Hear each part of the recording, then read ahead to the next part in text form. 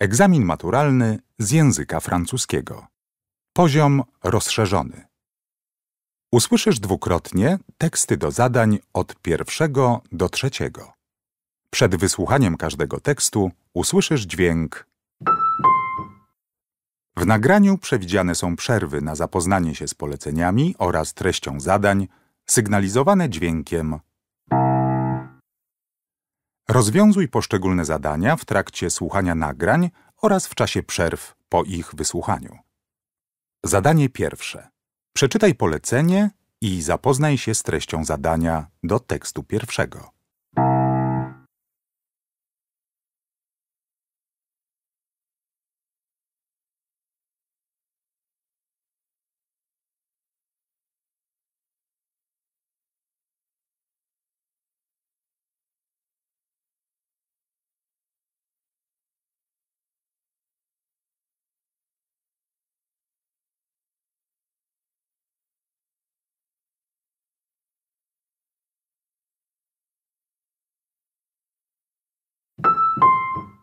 Texte 1. Bonjour. Comme on dit, la politesse avant tout. Si vous êtes à la recherche d'une évaluation parfaite du film, passez votre chemin. Vous avez bien remarqué que je n'ai même pas su comment commencer. Je voudrais seulement vous présenter quelques pensées qui tournent dans ma tête.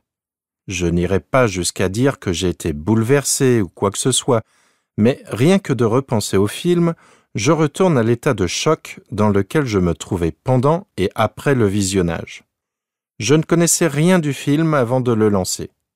Je pensais que c'était un film policier, que j'allais me retrouver face à une histoire classique. J'ai vite compris que ça n'allait pas être le cas quand ma bouche a commencé à s'ouvrir de surprise. L'histoire est simple, mais le récit part dans tous les sens. Impossible de savoir ce qui allait arriver la minute suivante. J'allais de rebondissement en rebondissement. Plus le film avançait, et plus je dansais sur mon siège. Vous ne me croyez pas? Buffet froid dure 1h30, et j'ai vu le temps passer. Pourtant, je le dis et je le répète, j'ai adoré ce film. Incroyable, n'est-ce pas? Impossible? Et pourtant, chaud ou froid, des buffets comme celui-ci, ça ne se refuse pas.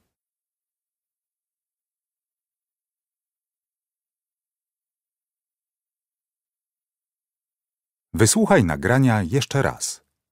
Bonjour. Comme on dit, la politesse avant tout.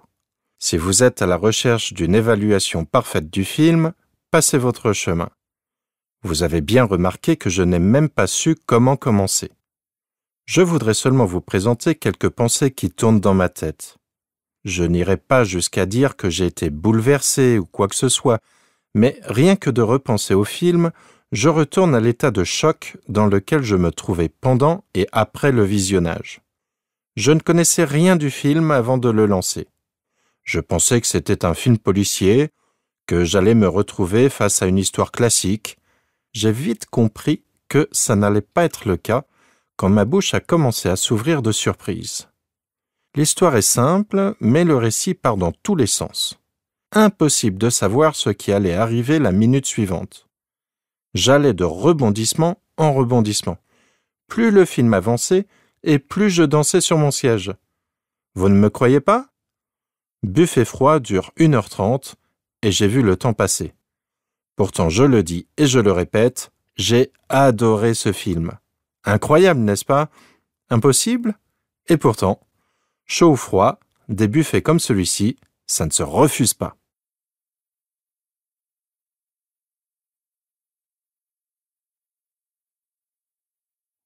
Zapoznaj się z treścią zadania do tekstu drugiego.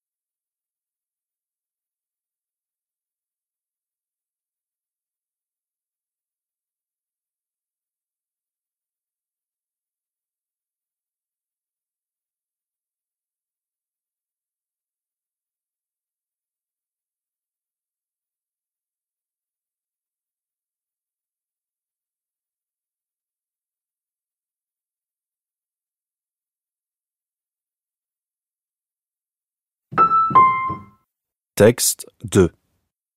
Comme beaucoup d'enfants, vous avez peut-être entendu votre mère dire de ne pas gratter le bobo car ça ralentirait la guérison et ça continuera à faire mal. Elle n'avait pas tort.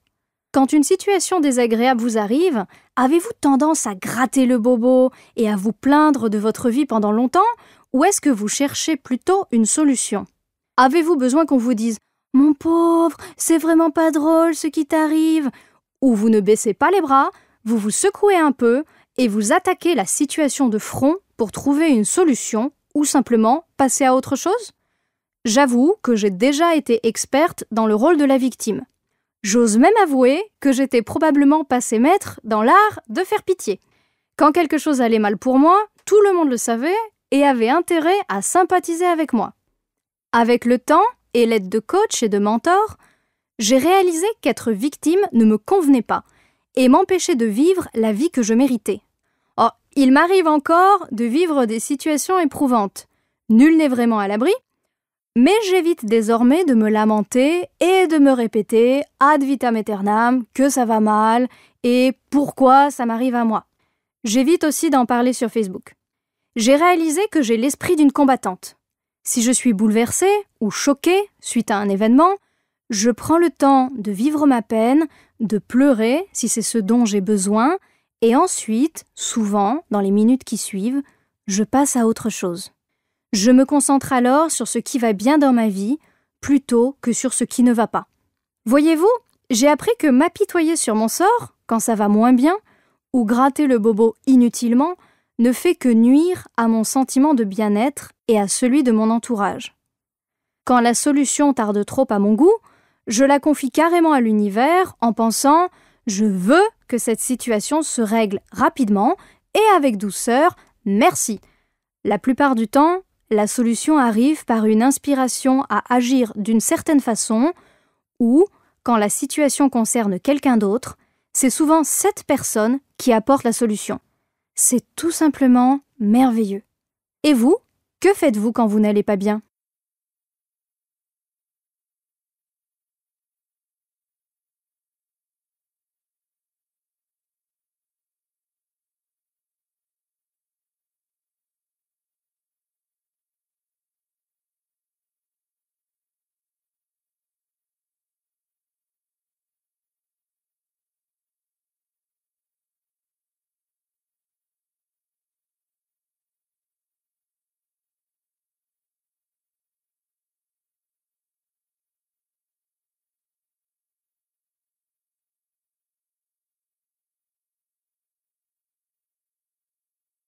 Wysłuchaj nagrania jeszcze raz.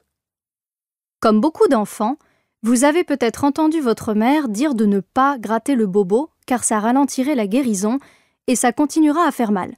Elle n'avait pas tort. Quand une situation désagréable vous arrive, avez-vous tendance à gratter le bobo et à vous plaindre de votre vie pendant longtemps ou est-ce que vous cherchez plutôt une solution? Avez-vous besoin qu'on vous dise « Mon pauvre, c'est vraiment pas drôle ce qui t'arrive » ou vous ne baissez pas les bras, vous vous secouez un peu et vous attaquez la situation de front pour trouver une solution ou simplement passer à autre chose? J'avoue que j'ai déjà été experte dans le rôle de la victime. J'ose même avouer que j'étais probablement passée maître dans l'art de faire pitié. Quand quelque chose allait mal pour moi, tout le monde le savait et avait intérêt à sympathiser avec moi. Avec le temps et l'aide de coach et de mentors, j'ai réalisé qu'être victime ne me convenait pas et m'empêchait de vivre la vie que je méritais. Oh, il m'arrive encore de vivre des situations éprouvantes. Nul n'est vraiment à l'abri, mais j'évite désormais de me lamenter et de me répéter ad vitam aeternam que ça va mal et pourquoi ça m'arrive à moi. J'évite aussi d'en parler sur Facebook. J'ai réalisé que j'ai l'esprit d'une combattante. Si je suis bouleversée ou choquée suite à un événement, je prends le temps de vivre ma peine, de pleurer si c'est ce dont j'ai besoin, et ensuite, souvent, dans les minutes qui suivent, je passe à autre chose. Je me concentre alors sur ce qui va bien dans ma vie, plutôt que sur ce qui ne va pas. Voyez-vous, j'ai appris que m'apitoyer sur mon sort, quand ça va moins bien, ou gratter le bobo inutilement, ne fait que nuire à mon sentiment de bien-être et à celui de mon entourage. Quand la solution tarde trop à mon goût, Je la confie carrément à l'univers en pensant « Je veux que cette situation se règle rapidement et avec douceur, merci ». La plupart du temps, la solution arrive par une inspiration à agir d'une certaine façon ou, quand la situation concerne quelqu'un d'autre, c'est souvent cette personne qui apporte la solution. C'est tout simplement merveilleux. Et vous, que faites-vous quand vous n'allez pas bien?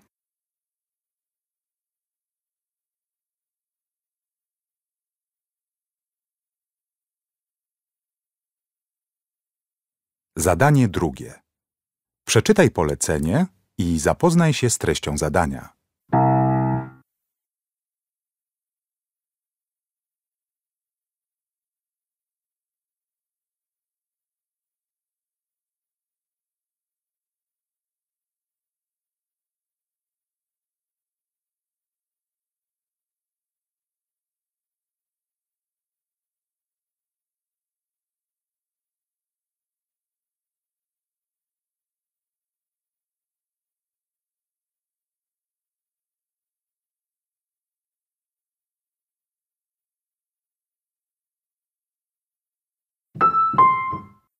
Texte 1. Je suis toujours contente quand le rideau se baisse, même si le spectacle ne s'est pas complètement passé comme je l'espérais. J'ai besoin d'en parler à ce moment-là avec les acteurs de notre troupe. Dans notre loge, on se démaquille, on en discute. J'aime vraiment cette ambiance de troupe. C'est d'ailleurs la raison pour laquelle je n'ai jamais fait de spectacle solo. Puis vient le moment où je me retrouve seule à l'hôtel, et ce n'est pas désagréable du tout non plus. Je passe un petit moment à consulter mes mails, à appeler mon copain. Je prends un peu de temps pour moi.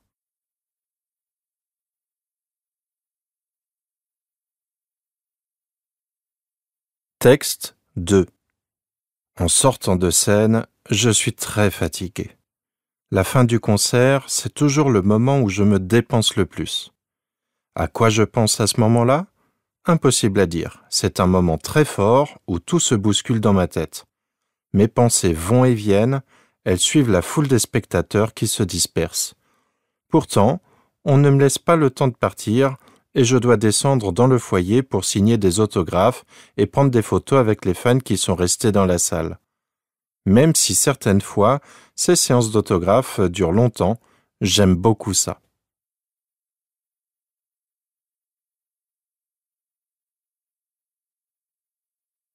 Texte 3. Les applaudissements du public, c'est un des plus jolis moments. Avant de rentrer dans ma loge, je vais remercier les techniciens. Puis, je me démaquille et me passe un coup d'eau sur le visage. J'ai une tenue que je ne porte que pendant mes spectacles et que j'enlève après. C'est un moment important. Cela me permet de revenir doucement à la vraie vie. Je redeviens moi-même. Être sur scène et faire rire les gens, c'est un grand plaisir.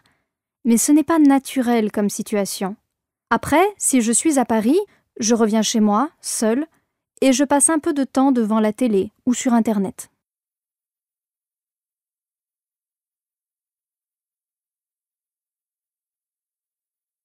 Texte 4. La fin du concert, c'est une récompense. C'est le moment où le public te rend tout ce que tu lui as donné. Même si j'adore ce moment, après avoir chanté, je quitte vite la scène car je meurs de soif. Je dois boire un verre d'eau. Dans ma loge, je regarde sur les réseaux sociaux les photos prises pendant le concert par les personnes de mon équipe. Je mets aussi à jour mon compte Instagram pour remercier le public. Mais en tournée, il faut avoir une bonne hygiène de vie pour tenir le coup. Alors, après avoir signé des autographes pendant une vingtaine de minutes, je rentre me coucher à l'hôtel.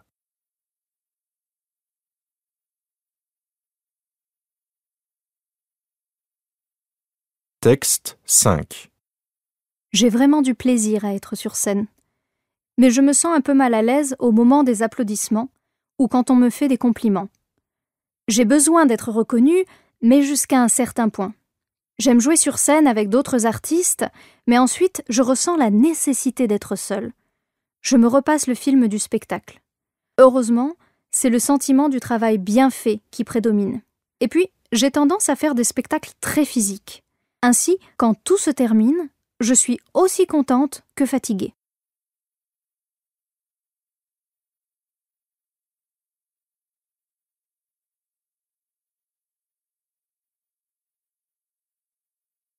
Wysłuchaj nagrania jeszcze raz. Texte 1. Je suis toujours contente quand le rideau se baisse, même si le spectacle ne s'est pas complètement passé comme je l'espérais. J'ai besoin d'en parler à ce moment-là avec les acteurs de notre troupe. Dans notre loge, on se démaquille, on en discute. J'aime vraiment cette ambiance de troupe.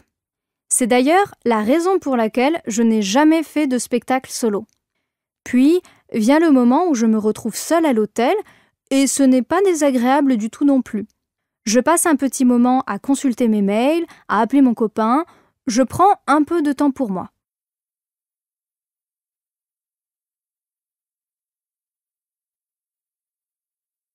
Texte 2. En sortant de scène, je suis très fatigué. La fin du concert, c'est toujours le moment où je me dépense le plus. À quoi je pense à ce moment-là ? Impossible à dire. C'est un moment très fort où tout se bouscule dans ma tête. Mes pensées vont et viennent, elles suivent la foule des spectateurs qui se dispersent. Pourtant, on ne me laisse pas le temps de partir et je dois descendre dans le foyer pour signer des autographes et prendre des photos avec les fans qui sont restés dans la salle. Même si certaines fois, ces séances d'autographes durent longtemps, j'aime beaucoup ça.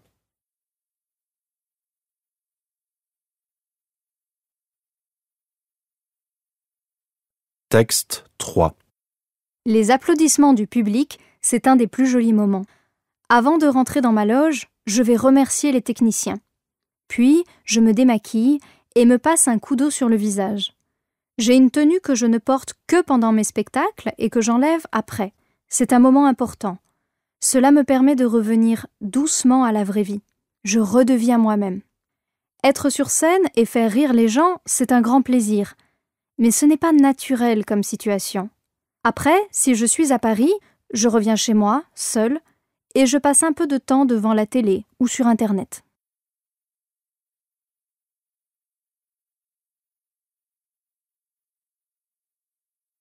Texte 4. La fin du concert, c'est une récompense. C'est le moment où le public te rend tout ce que tu lui as donné. Même si j'adore ce moment, après avoir chanté, je quitte vite la scène car je meurs de soif. Je dois boire un verre d'eau. Dans ma loge, je regarde sur les réseaux sociaux les photos prises pendant le concert par les personnes de mon équipe. Je mets aussi à jour mon compte Instagram pour remercier le public. Mais en tournée, il faut avoir une bonne hygiène de vie pour tenir le coup. Alors, après avoir signé des autographes pendant une vingtaine de minutes, je rentre me coucher à l'hôtel.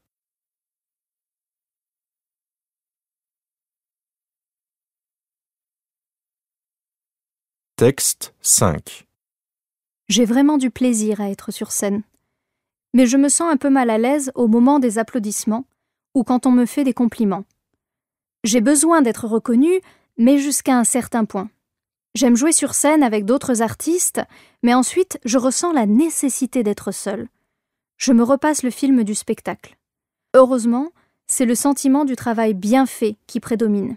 Et puis, j'ai tendance à faire des spectacles très physiques. Ainsi, quand tout se termine, je suis aussi contente que fatiguée.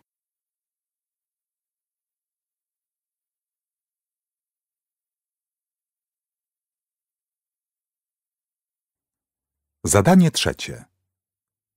Przeczytaj polecenie i zapoznaj się z treścią zadania.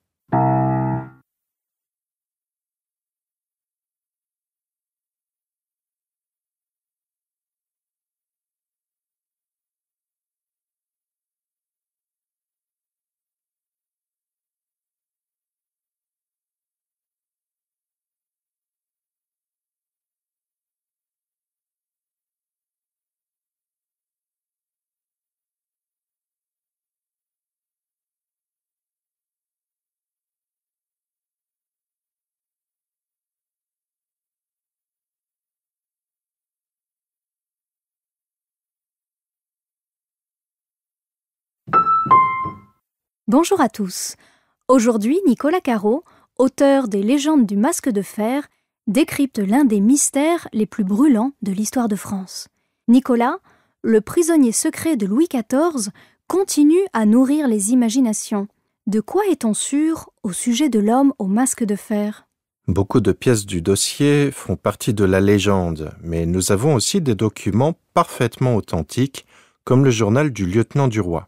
Encore mieux, l'acte de décès du masque de fer existe. Par ailleurs, nous disposons d'une grande partie de la correspondance entre le gardien du prisonnier et le ministre de la guerre. À partir de ces documents, les historiens ont établi plusieurs informations certaines. Le détenu s'appelait Eustache d'Auger. Il est arrivé à la Bastille en 1698, où il meurt en 1703. Voltaire, Dumas ou encore Pagnol ont raconté cette histoire. Jean Marais et Leonardo DiCaprio l'ont interprétée. Est-ce un sujet indémodable ? Il est vrai que sans les romanciers, on n'en parlerait sans doute plus depuis longtemps. Cette histoire est revivifiée à chaque fois qu'un roman ou un film s'en empare. À chaque période correspond un visage de l'homme au masque de fer. Au XXIe siècle, c'est Leonardo DiCaprio qui vient immédiatement à l'esprit. Vous examinez chaque thèse, fruit des plus grands écrivains comme d'anonymes. Vous portez sur ces apprentis détectives un regard bienveillant ou critique ? La plupart des écrivains ou historiens qui ont travaillé sérieusement sur cette énigme ont consacré plusieurs années de leur vie à résoudre l'affaire. C'est un grand mérite selon moi. Cette histoire se révèle extrêmement compliquée quand il s'agit de démêler le vrai du faux. Je ne pense pas que l'on puisse mettre toutes leurs thèses au même niveau, mais tous ces chercheurs sont animés de la même passion. Et cette façon de saisir l'histoire comme une intrigue policière n'est pas dangereuse ? Je traite l'histoire sous forme de récit, mais toujours à partir des sources. Il n'y a pas d'invention. Ce n'est pas de l'histoire romancée. Seule compte la rigueur des vérifications historiques que l'on expose. À l'heure d'Internet et des réseaux sociaux, les controverses font écho aux théories du complot. Ce sont nos légendes du masque de fer à nous ? C'est vrai, le parallèle est tentant, mais dans l'histoire du masque de fer, il n'y a pas de thèse officielle que l'on pourrait nier ou renverser. Il y a simplement un prisonnier qui cache un secret derrière son masque.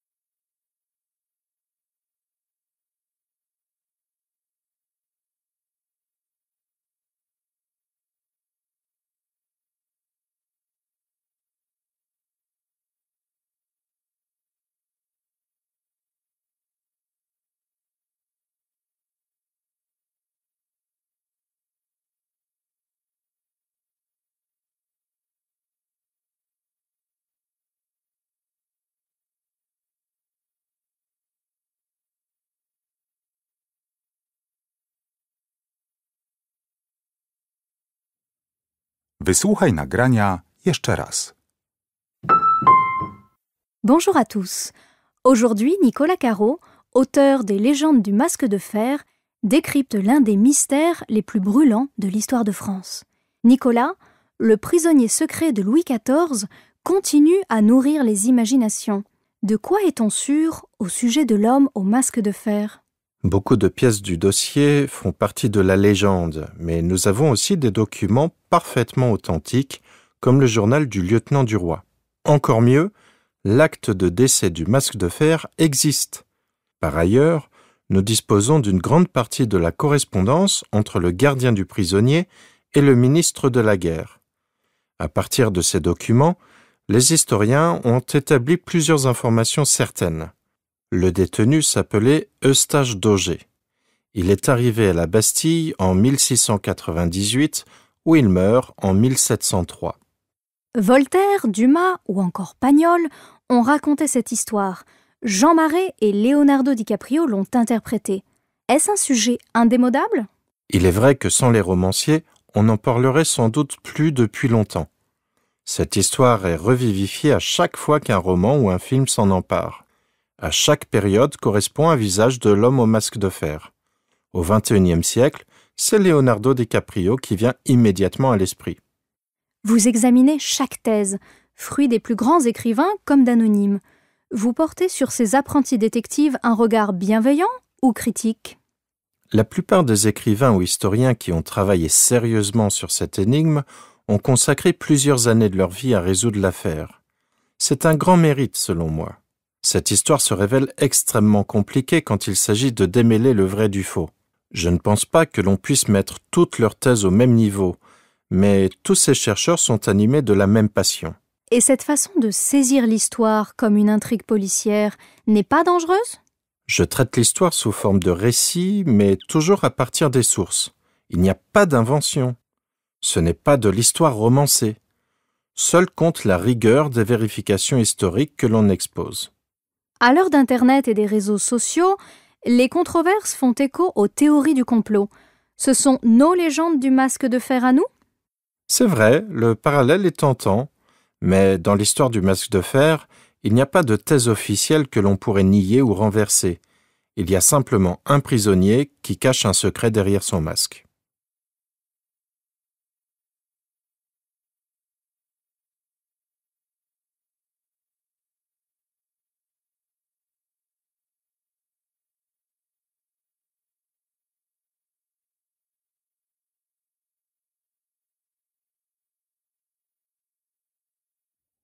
Czas przeznaczony na tę część egzaminu minął.